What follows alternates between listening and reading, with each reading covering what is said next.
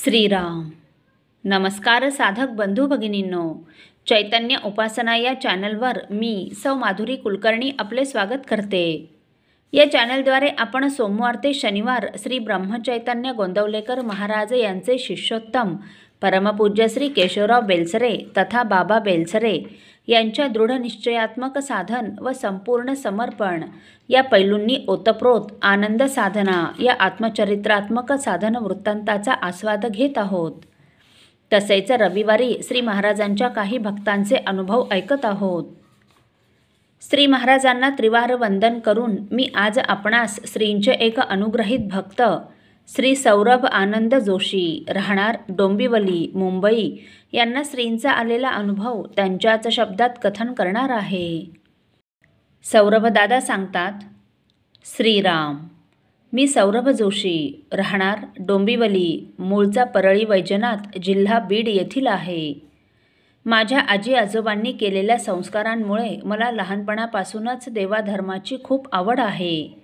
दररोज सकाळी देवपूजा व संध्याकाळी शुभंकरोती आणि रामरक्षा म्हटल्याशिवाय झोपायचे नाही अशी आमच्या आजीची शिस्त होती. श्रीकृपेने ती आजपर्यंत पाळली जात आहे.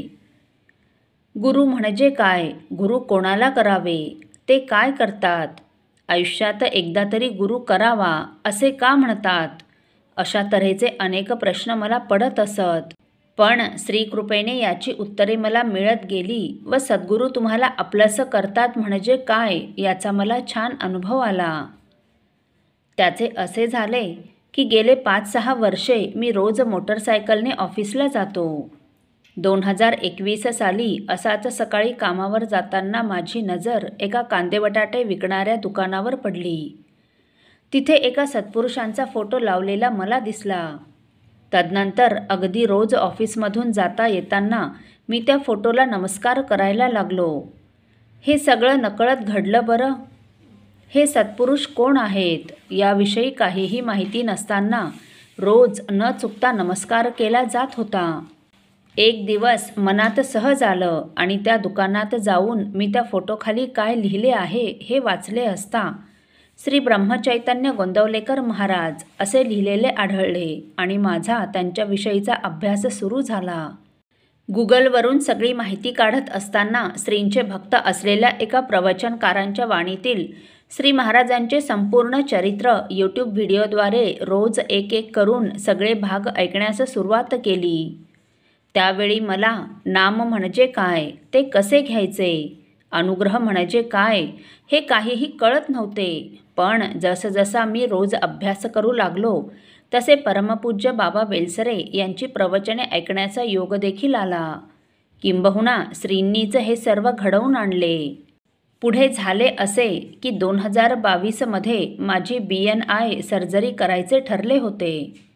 त्यासाठी लागणाऱ्या पूर्व टेस्ट झाल्यानंतर मला अत्यंत भयानक असे युरिन इन्फेक्शन झाले व हॉस्पिटलमध्ये ॲडमिट करण्यात आले. दिवसातून 3 वेळा अशी 15 दिवस मला सलाईनद्वारे इंजेक्शन्स चालू होती. तरी पण रिपोर्ट पॉझिटिव्ह येत होता. त्यावेळी मला नामस्मरणाविषयी काहीही माहिती नव्हती. पण मी जास्तीत जास्त वेळ रामरक्षा स्तोत्र म्हणत होतो आणि महाराजांची प्रार्थना करत होतो. त्यात झाले असे की इन्फेक्शन कमी झाल्याशिवाय सर्जरी करता येणार नव्हती. आता काय करावे ते आम्हाला कळेना. मग मात्र मी आणि आमच्या घरचे सगळेच घाबरलो. मी मनापासून श्री महाराजांची प्रार्थना केली की काहीतरी मार्ग दाखवा. आणि गंमत म्हणजे दुसऱ्याच दिवशी डॉक्टरांनी आम्हाला बोलावून सांगितले की तुम्ही काहीही काळजी करू नका, आपण सर्जरी करूया. चमत्कार असा की माझी सर्जरी उत्तम प्रकारे पार पडली. पण डॉक्टरांना पुढील 6 महिन्यांसाठी परदेशी जायचे असल्याने आता पुढचे सगळे फॉलोअप्स कसे करायचे या विचाराने घरचे सगळे काळजीत पडले. कारण युरिन इन्फेक्शन अजून कमी झाले नव्हते. मी परत श्री महाराजांना मनापासून आळवले, त्यांची प्रार्थना केली आणि काय सांगू तुम्हाला, डॉक्टरांचे जाणे पुढील 6 महिन्यांसाठी रहित झाल्याचे अगदी दुसऱ्याच दिवशी डॉक्टरांनी सांगितले. श्री महाराजांच्या कृपेमुळे पुढे सगळे छान झाले. इन्फेक्शन कमी होत गेले आणि 2023 साली मी गोंदवले येथे जाऊन श्री महाराजांच्या समाधीवर अनुग्रह घेऊन आलो. मी सर्वस्वी त्यांचा झालो. त्यांनी मला आपलेसे केले. जणू गुरूंनी आपल्या शिष्याला बोलावून घेतलं आणि सांगितलं की बाळ, तू घाबरू नकोस, तू माझा आहेस. खरी गंमत तर पुढेच आहे. आम्ही नुकतेच 3-4 महिने झाले असतील एका भाड्याच्या घरात राहत होतो. पण अचानक आम्हाला घरमालकाने सांगितले की आमची बिल्डिंग रिडेव्हलपमेंटला जाणार असल्याने तुम्हाला घर खाली करावे लागेल. आता आमची घर शोध मोहीम सुरू झाली आणि पहिल्यापेक्षा खूप छान जागा मिळाली. आता तुम्ही म्हणाल, यात काय गंमत आहे? गंमत अशी की आम्हाला नुसते घर मिळाले नव्हते, तर साक्षात श्री महाराजांच्या सानिध्यात राहायची संधी श्रींनी उपलब्ध करून दिली. म्हणजे काय? तर एक दिवस अचानक संध्याकाळी मला घंटेचा आवाज ऐकू आला व कुठेतरी आरती सुरू असल्याचे लक्षात आले. अहो, श्री महाराजांनी आमच्या राहण्याची व्यवस्था गुरुमंदिराच्या समोरच्याच बिल्डिंगमध्येच केली होती. श्रींनी दिलेल्या या घराच्या बाल्कनीतून गुरुमंदिर दिसेल इतके श्री महाराजांनी मला त्यांच्याजवळ आणून ठेवले होते.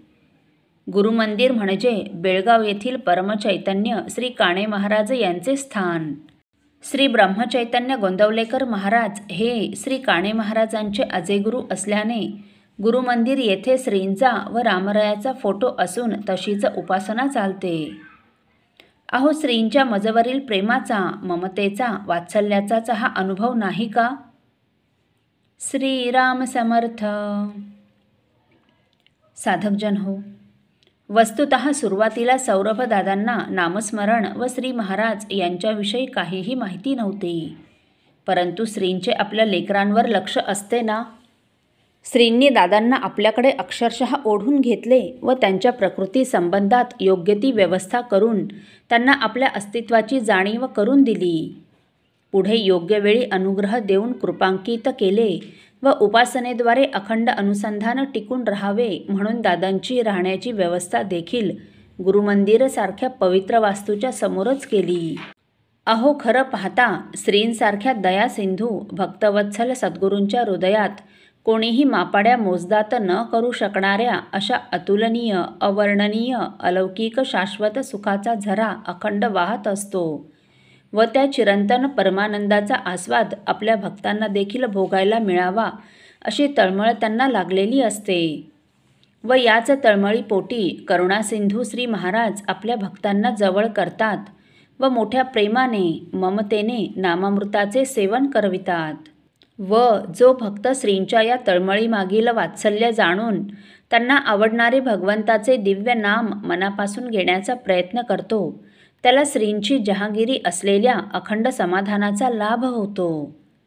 सद्गुरूंच्या प्रेमामुळे भक्तांना लाभत असलेल्या याच दिव्य अवस्थेचे वर्णन करताना संतश्रेष्ठ तुकाराम महाराज लिहितात, झरा लागला सुखाचा ऐसा मापारी कैंचा, जो हे माप तोंडे धरी सळे जाली ते आवरी, जाले बहु काळ कोणा नाही ऐसे बळ, तुका म्हणे तळ नाही पाहेसा सकळ. असो साधक हो, आपल्यापैकी कोणा श्रींच्या भक्तांना श्रींचे असेच काही अनुभव आले असतील तर इतर साधकांचे श्री महाराजांवरील व त्यांचा प्राण असलेल्या नामावरील प्रेम वृद्धिंगत व्हावेत या पवित्र हेतूने आपण मला ते 9422843253 अथवा सुनील दादांच्या 9892608401 या व्हॉट्सअप नंबरवर कळवावेत अशी नम्र विनंती. श्रीराम समर्थ.